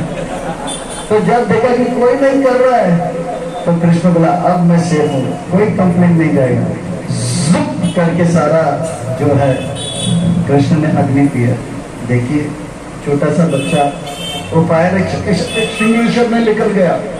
अगर कोई कहता है कि मैं भगवान हूं तो बोले ठीक है, यहाँ पे थोड़ा सा आग लगाओ, पानी की जगह पे थोड़ा आग पी के बताओ। अगर आप आग को पियोगे तो बहुत अच्छी बात है, अगर आग ही आपको पी लिया तो अगर बच जाओगे तो जेल हो गया। तो भगवान हमेशा से भगवान थे हैं और रहेंगे, उनको अलग से कुछ करना नहीं पड़ता। तो आग को पी लिया, फिर बोला सब लोग आंख खोलो, तो बोला कृष्ण, सब खुश हो गए। फिर सब लोग स्नान करके मंगल आरती गए, फिर वापस अपने अपने घर गए। तो ये जो अग्नि है साधकों के अंदर देखा जाता है, वैष्णव के अंदर झगड़ा होता है। वो भक्त नहीं और कम भक्त होते हैं, यानी कि थोड़ा कम भक्त होते हैं। अंग्रेजी बोलते हैं वो नया भक्त है, नियोफाइट है। वो नियोफाइट भी होती है, यानी कि वो फाइट करने वाला है। भक्त में झगड़ा होता है, ये अनर्थ है, साधकों में होता है। या संप्रदाय में होता है। ये जो अनर्थ साधकों के अंदर, ये तब जाएगा जब कृष्ण का सेवा करेंगे या ये कथा सुनेंगे। तो भक्त में लड़ाई होता है ना, वो छूट जाएगा। ये जो है ना होता है भक्त भक्त में, न्यूफाइट, कम वक्त होता है कभी कभी, पर ये होना नहीं चाहिए। और भक्ति में इतना शक्ति है कि हम आगे बढ़ेंगे। तो इस प्रकार से जो है वापस घर गए, और इस बार जो है कृष्ण और बलराम जो है अभी बड़े हो गए, पौगंड से वो लोग कौमार अवस्था में आ गए, और कौमार अवस्था में आए तो वो लोग गैया गोचारण करने लगे, और गोचारण करने लगे तो माँ यशोदा ने गोपाष्टमी के दिन उनको गोचारण के लिए पूरी तरह से आज्ञा दिया। माँ यशोदा ने कृष्ण के लिए, बलराम के लिए छतरी और पादुका दिए। कृष्ण ने बोला छतरी और पादुका मैं तब लूंगा जब 9,99,999 गाय को भी आप छतरी दोगे और पादुका दोगे। माँ बोले अरे अरे अरे अरे अरे अरे 9,99,999 गाय, यानी कि मान लो कि 10 लाख, एक एक गाय के 4 पाँव, यानी कि कितने पादुका बनाना होगा? लगभग 40 लाख। बोला पादुका पैन? बोला नहीं, पैन नहीं तो पादुका नहीं दूंगा, नहीं चाहिए। अगर गायों को नहीं तो हमें भी नहीं, छत्र भी नहीं चाहिए तुम्हारा। सारे गायों का आंखों में आंसू आया, हमारे खातिर कृष्ण इतना बड़ा त्याग कर रहे हैं। कृष्ण के चरण कमल कितने कोमल हैं, तो कहते हैं कि थोड़ा सा कंकड़ आएगा तो उनका शरीर जो काला है वो लाल हो जाएगा, ऐसा कोमल है। तो गाय में रातों रात गौशाला से बाहर निकले, 9 लाख के 9 लाख गाय पूरे रात जो है 8 बजे से लेके 2 बजे तक जितने भी कंकर थे ब्रज में, उस ब्रज के सारे कंकरों को चूर चूर करके पांच टैल्कम पाउडर से भी ज्यादा कोमल बना दिए। इसलिए आज भी अगर ब्रज में जाओ तो ब्रज का जो रज है वो एकदम सॉफ्ट होता है, वो इसलिए क्योंकि गाय ने उसे चूर चूर कर दिया। क्योंकि गायों को पता है कृष्ण जो है हमारे साथ जो गोचारण करने जाएंगे उनके पांव में एक भी कवच नहीं होना चाहिए। हमारे लिए उन्होंने इतना बड़ा जो है त्याग किया है, तो हम भी एक रात का नींद को त्याग करेंगे। अब चूर चूर कर दिया था। और कृष्ण जब गोचारण करते हैं तो ब्रज के जितने भी ब्रज है, गाय आगे जाते हैं, उसके पीछे कृष्ण जाते हैं, और कृष्ण जब वापस आते हैं तो कृष्ण जो गोरे थे वो काले बन जाते हैं। बहुत लोग हमारे मंदिर में आते हैं, बोलते हैं कृष्ण काले हैं कि गोरे हैं, तो बताइए कृष्ण काले हैं कि गोरे हैं?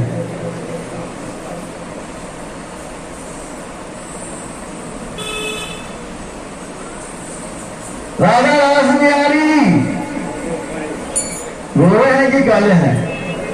तो शास्त्र के विरुद्ध है कि नहीं है? कुछ विरुद्ध नहीं है, सब अनुकूल है। देखिए जैसे भाव होता है वैसे रंग होता है।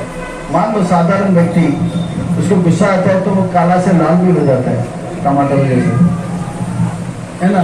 तो जब बहुत प्रेम बढ़ जाता है तो श्याम रंग जो है गोरा रंग बन जाता है। दूसरी बात, कृष्ण जब गाय के पीछे पीछे चलते हैं, आप लोग कभी चक्की गए क्या? चक्की, गेहूं को आटा करने के लिए चक्की गए, जो पीछे मशीन में बैठता है टिक टक टक रक टक, वो कैसे दिखता रहता है? वो कैसे दिखता है? भूत जैसे दिखता है, गोरा सा। इसी प्रकार से गाय के चरण लगते लगते गाय का जो ब्रज है, धूल है, चरण धूल है, वो कृष्ण अपने शरीर में लगाते हैं, और शरीर में लगाते हैं तो उनका काला रंग क्या हो जाता है? गोरा हो जाता है। इसलिए कृष्ण गोरे। ये शास्त्र विरोध नहीं है, ये भाव की बात है। तो कृष्ण गोरे अनेक कारण हैं। एक तो गाय के जो चरण कमल का धूल अपने छाती तक लगा लेते हैं, पूरे शरीर में लगाते हैं, इसलिए गोरे हैं। और इसलिए भी गोरे हैं कभी कभी ज्यादा प्रेम उभर जाता है, काला रंग गोरा रंग हो जाता है। तो इस प्रकार से कृष्ण जो है गोरे थे। तो इस प्रकार से एक दिन बहुत दूर निकल गए। धेनुकासुर का वध हो गया और कालिया का दमन हो गया, अग्नि के। अब जो है प्रलंबासुर जो है इंतजार कर रहे थे। ये प्रलंबासुर जो है ये बका और बकी के बड़े भाई हैं। बका बकी कौन है? पूतना, बकासुर और अगासुर के बड़े भाई प्रलंबासुर। ये प्रलंबासुर जो है ये जो है अब कृष्ण को मारने के लिए एक गोप का वेश धारण किया। ये गोप का वेश धारण करके कृष्ण और बलराम जी के साथ खेलने लगे। कृष्ण और बलराम जी जब भी चोर पुलिस खेलते थे या जो भी खेल खेलते थे, एक साइड पे बलराम जी तो दूसरे साइड में कृष्ण, और हमेशा कृष्ण का पक्ष जीता था। और शर्त ये होता था जो पक्ष जीतेगा, जो पक्ष हारेगा उसके कंधे पे खड़ा हो जाएगा। ठीक है ना, बात समझ में आ रहा है? वो घोड़ा बन के घूमेगा। अब ये जो प्रलंबासुर है वो दिमाग बट हो गया। कृष्ण को मारने बका गई, बकी गई, और कौन गया? अगा गया। जो भी गया गया, तो वापस नहीं आया। तो मैं कृष्ण को नहीं मारूंगा। कृष्ण के सबसे प्यारा कौन है? उनका भाई। कृष्ण के भाई को मैं मारूंगा, और भाई के प्यार से वो कमजोर हो जाएगा, और जब कमजोर हो जाएगा तब उसे मैं मारूंगा। क्या प्लानिंग है? तो बोला मैं कृष्ण को नहीं मारूंगा। किसको मारूंगा? बलराम को। तो कृष्ण के पक्ष में आ गया। हर बार कृष्ण का पक्ष खेल में जीत जाता है, पर इस बार गए ये प्रलंबासुर ने इतना जो है तमाशा रच दिया कि कृष्ण के पक्ष हार गए। अच्छा, कृष्ण के पक्ष हार गए तो कृष्ण के गोद पे अब कृष्ण के पक्ष क्या है? हर गया। तो कृष्ण के कंधे पे तो कृष्ण बैठ गया, और प्रलंबासुर के कंधे में भी किसी को बिठाना था। तो उन्होंने बोला मैं बलराम जी को लूंगा। कृष्ण को समझ आया ये अपना आदमी नहीं है, बलराम इसको बलराम जी को ले, बलराम जी को लो। पर कृष्ण प्रलंबासुर को मारना नहीं चाहते थे। इसका कुछ कारण है। बलराम जी को कुछ पता नहीं था। बोला ठीक है। बलराम जी बैठे तो बैठे, और बैठे तो देखा ये जो है असुर बहुत दूर जा रहा है, बहुत दूर जा रहा है, बहुत दूर जा रहा है। फिर देखा कि अरे मेरे दोस्तों से दूर जा रहा है।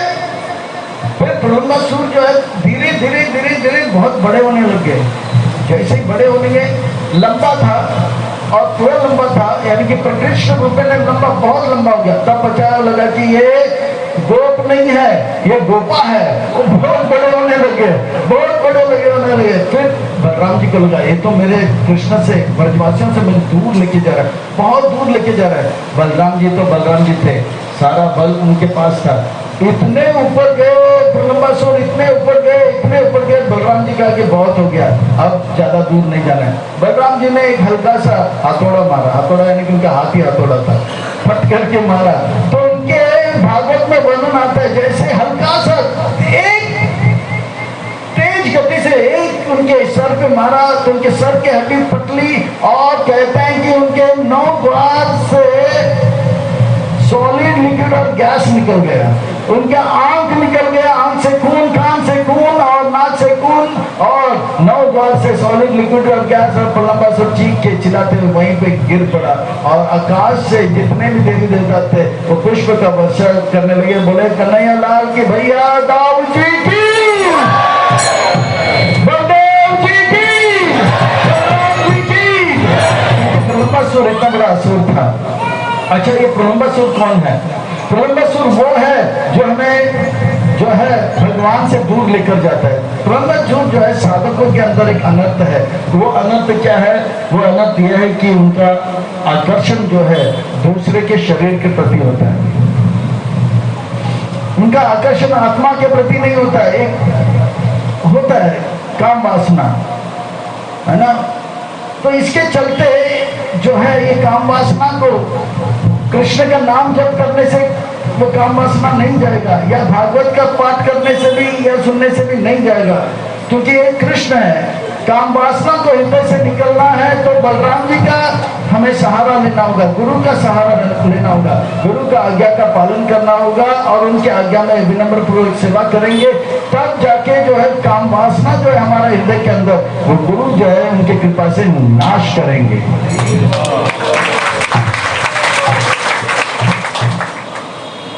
ये काम वासना को निकालना और गधे के जो प्रवृत्ति, मेहनत करने का प्रवृत्ति निकालने का जो डिपार्टमेंट है, भगवान ने किसको दिया? गुरुदेव को दिया। तो शरीर के प्रति आकर्षण ये ठीक नहीं है। आकर्षण कृष्ण के प्रति होना चाहिए, है ना? ये आकर्षण होता है। कितना भी आप जप करो, कितना भी आप भागवत करो, ये कृष्ण है, वो आपको मदद करेंगे, आध्यात्मिक उन्नति होगा। पर ये जो काम वासना नहीं जाएगा, ये तब जाएगा जब गुरु का आज्ञा पालन करो, प्रभुपाद जी का आज्ञा पालन करो, शिक्षा गुरु, दीक्षा गुरु, आचार्य के आज्ञा का पालन करो, नहीं तो वो आकर्षण चलेगा। आज तो बहुत बड़ा झमेला है। कोई कहता है ये मेरा जीवन साथी है। 50 साल पहले अगर कोई कहता है कि मैंने एक जीवन साथी बना दिया, अगर वो, तो हम पता लग जाता है इन्होंने शादी किया होगा और शादी जो है उनके घर वालों ने जो है किसी से कराया होगा, अरेंज मैरिज होगा। 50 साल पहले जितने भी शादी होते थे, अगर कोई कहता है ये मेरे जीवन साथी है, तो मतलब इनका कोई पत्नी होगा, धर्म पत्नी होगा, और अरेंज मैरिज। और समय निकल गया, 1970 के बाद कोई कहता है कि ये मेरा जीवन साथी है, तो सोचना पड़ता था कि अरेंज मैरिज है कि लव मैरिज है ना? 1970 से लव मैरिज भी चालू हो गया।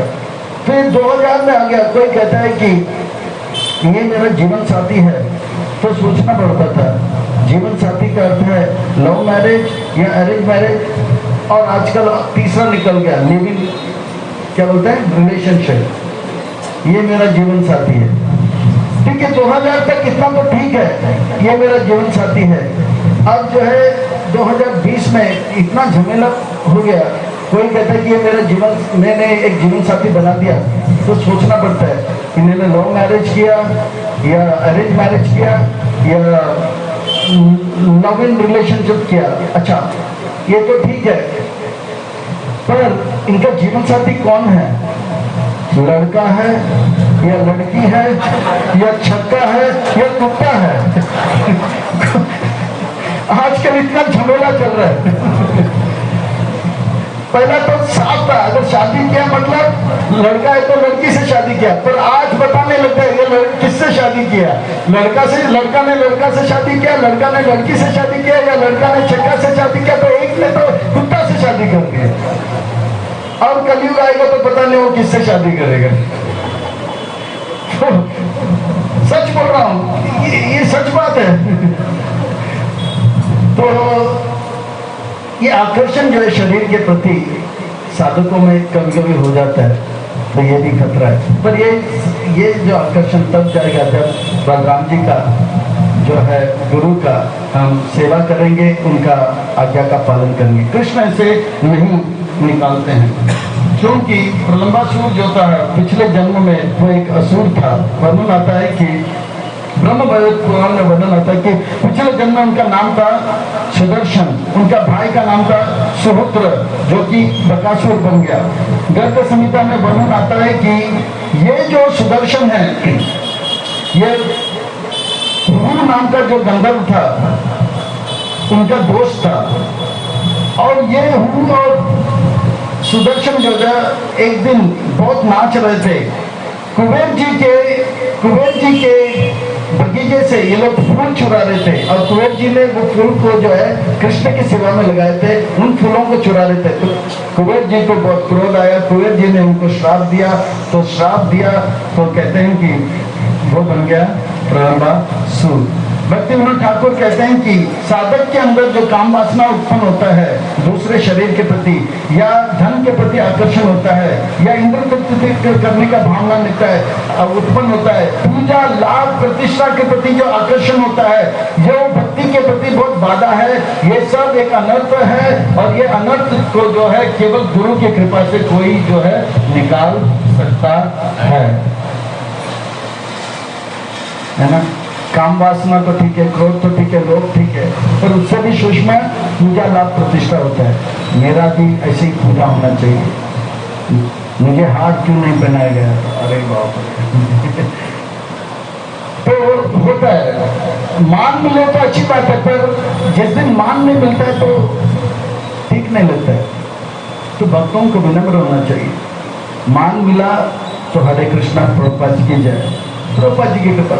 और मान नहीं मिला तो और भी खुश होना चाहिए। मेरा अवकाश मुझे बता दिया, मैं बाल के अग्रभाग का 10,000वां हिस्सा हूँ, तुच्छ हूँ, निकृष्ट हूँ, नगण्य हूँ, अच्छा हो गया। तो पर मान मिलते मिलते मिलते एक दिन मान नहीं मिलता है तो पछता नहीं है।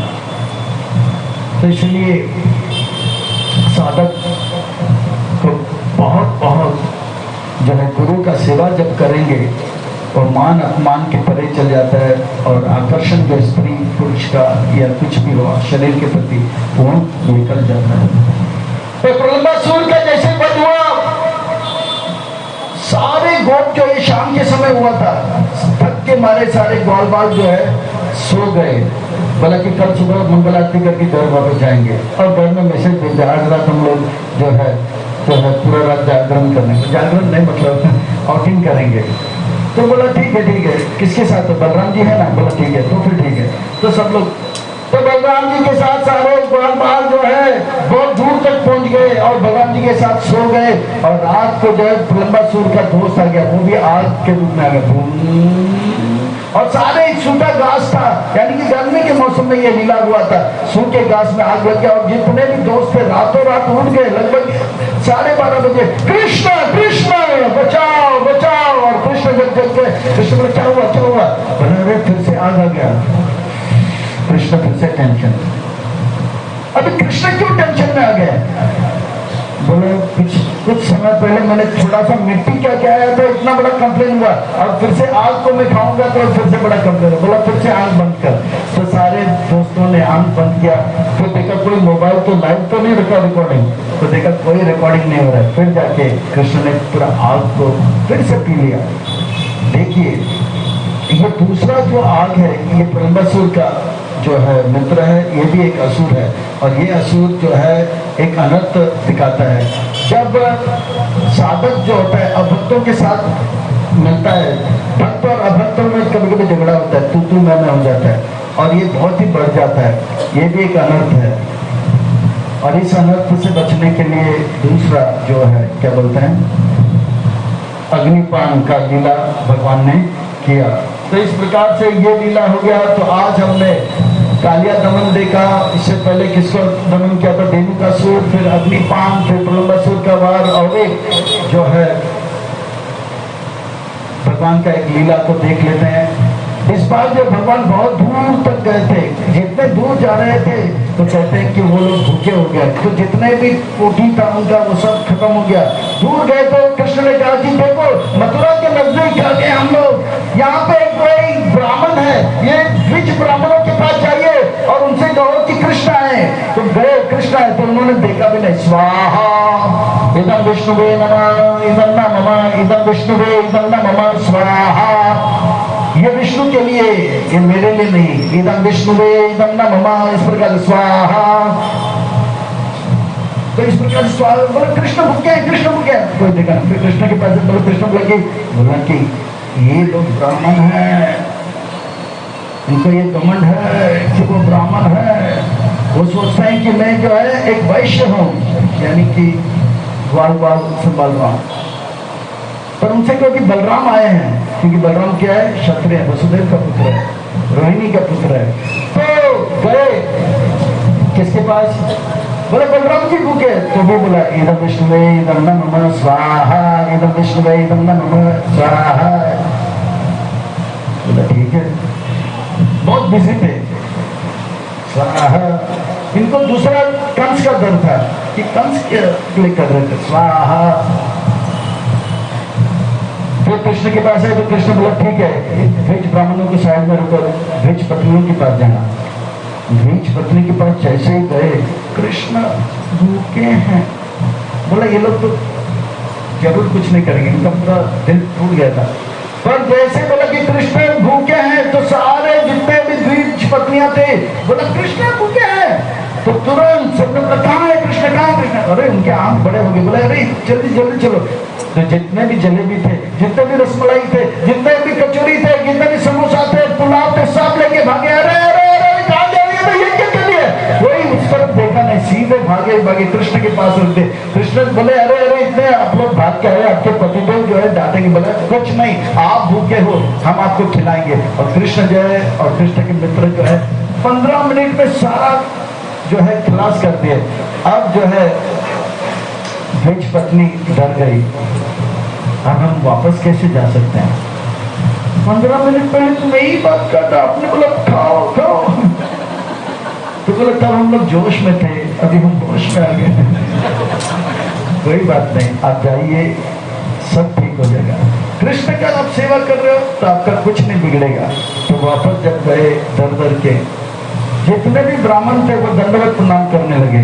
बोले ये उल्टा गंगा कहां से हो गया, रोज तो हम प्रणाम करते हैं। बोले धन्य हो धन्य हो, कृष्ण साक्षात भगवान है, पर कंस के भय से हम जो है उनका सेवा नहीं कर पाए, आप हमसे आगे निकले। हम शास्त्र जानते हैं, हम वेद पढ़ते हैं, पर आप ना तो वेद पढ़े ना शास्त्र पढ़े, पर आप धन्य है। पर ये लोग इतने आगे कैसे गए?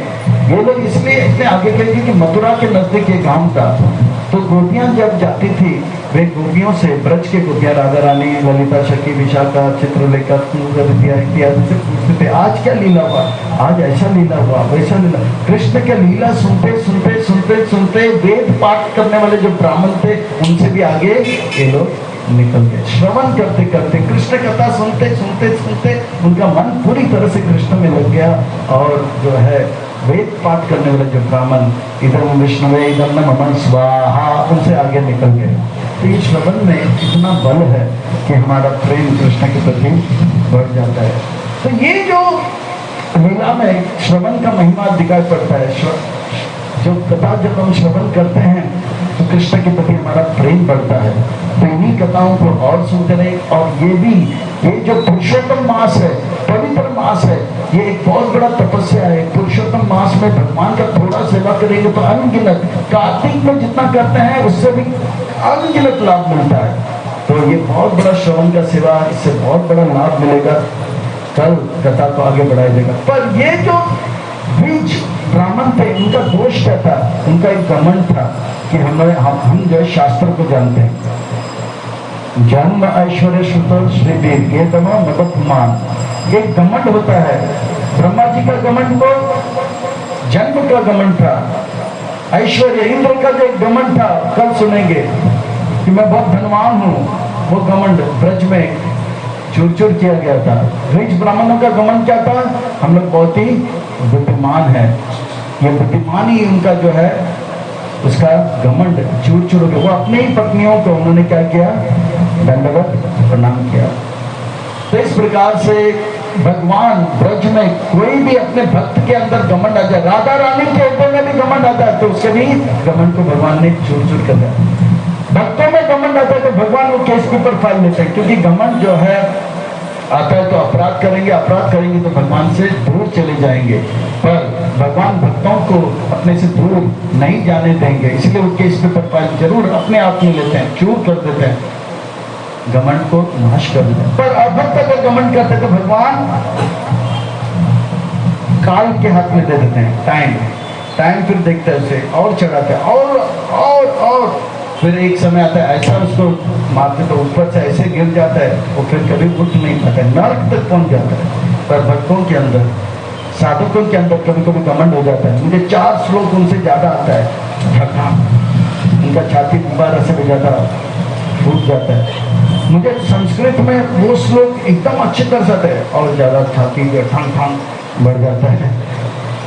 अरे भक्ति जो है ज्ञान वैराग्य से परे है, भक्ति जो है बहुत सरल है। आप भगवान के प्रति श्रद्धा के साथ सेवा करो, अपराध से बचते रहो, आपको आगे बढ़ने से कोई रोक नहीं पाएगा। केवल अपराध से बचते रहो, भक्तों के संग में सेवा करते रहो, गारंटेड हम आगे बढ़ते रहेंगे, आगे बढ़ते रहेंगे। अपराध से बचते रहो, वो भी वैष्णव अपराध से बचते रहो, बस आगे बढ़ते रहो। 6 प्रकार का वैष्णव अपराध है। वैष्णव को देख के प्रसन्न ना होना, है ना। वैष्णव सामने से आ रहे हैं, मोबाइल में बात कर, ये अपराध है।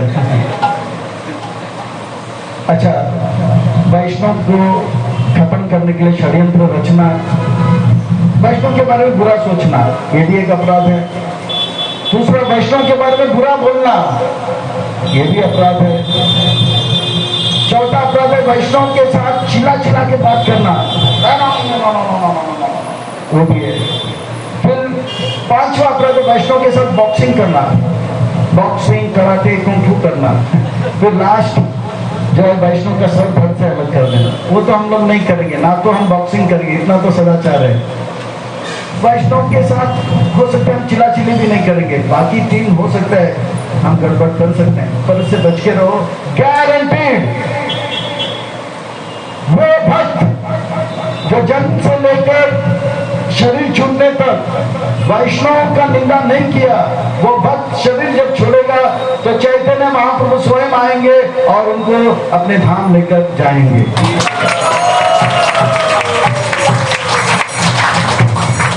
हरिबोल तो अच्छी बात है, पर हरिबोल के साथ बहुत मेहनत भी करना होगा, वो प्रवृत्ति को दूर करना होगा। तो ये भक्ति बहुत ही सरल है। आज 6 अनर्थों का हमने नाश किया, कल और देखेंगे।